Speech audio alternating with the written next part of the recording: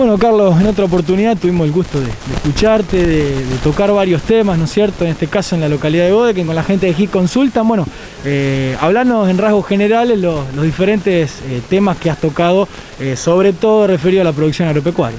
Bueno, analizamos en primer lugar cómo estamos viendo Chicago, los precios internacionales de granos, harinas y aceites, qué visión teníamos de acá a los próximos meses.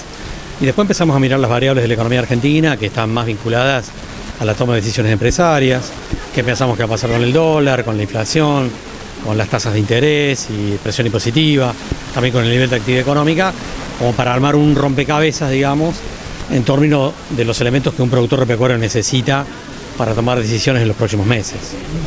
¿Qué es lo más importante a tener en cuenta de cara a una campaña que está a punto de comenzar? Bueno, en realidad estamos obviamente considerando que lo más probable es que el margen de rentabilidad agrícola disminuya en la próxima campaña con respecto a esta última, en parte porque los precios internacionales se han descomprimido parcialmente, pero no básicamente por ese lado, sino porque hay un aumento de la estructura de costos muy evidente, digamos, que tiene que ver con un aumento de los valores de los alquileres de los campos, un aumento de los precios de los insumos medidos en dólares, y también una inflación en pesos que va a continuar presionando el año que viene y que va a afectar el precio de los combustibles, los fletes y tantos otros costos especificados que tiene el sector agropecuario. De tal manera que la combinación de un menor, probablemente un menor precio internacional, no mucho menor, pero algún escalón más abajo, y un aumento sí clarísimo del lado de los costos, nos está indicando que el margen de rentabilidad agrícola en la próxima campaña tiene que disminuir. No es que va a desaparecer, por supuesto, sino que va a ser menos agradable de lo que fue el margen de rentabilidad de la última campaña, y a contramano de eso creemos que puede haber algunas mejores oportunidades de negocios en el sector de la carne vacuna y en el sector de los lácteos mirando el 2022, que estuvieron muy golpeados desde hace un año y medio. Justamente también te iba a hacer una consulta sobre eso, tema que has tratado, el tema carne vacuna, lácteos. Bueno, antes que nada, ¿cómo ha repercutido este cierre de exportaciones que bien vos manifestabas ya ha ocurrido unas cuantas ocasiones en este país? Obviamente que el sector lo tomó muy mal, como correspondía, ¿no es cierto?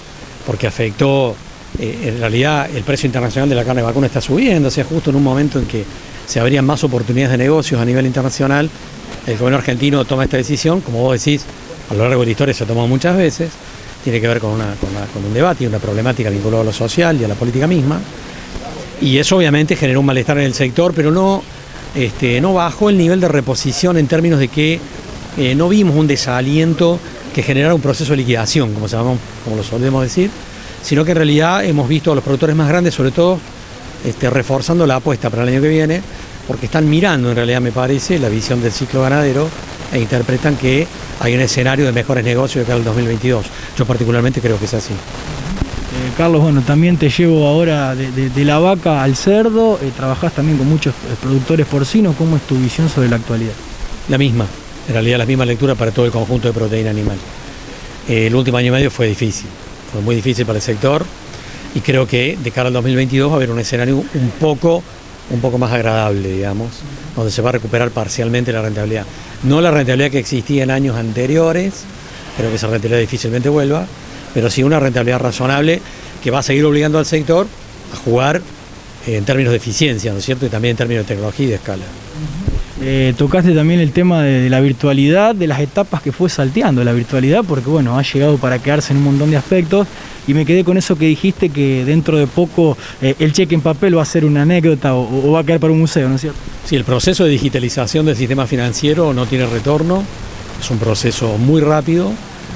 Nosotros, en un banco como el Banco de Córdoba y otros bancos en realidad en la provincia, en todas partes, todo el sistema financiero, te diría que está operando en un 95% las operaciones diarias son digitales, solo el 5% son en general operaciones presenciales con todas las sucursales abiertas. En realidad el proceso de digitalización del sistema financiero es impresionante y no tiene retorno. Por último, bueno, ya creo que un poco lo podemos deducir, pero cómo es el ánimo de los productores en todos los rubros en cuanto a esta situación, y sobre todo con la expectativa que se genera siempre que estamos previo a un periodo eleccionario.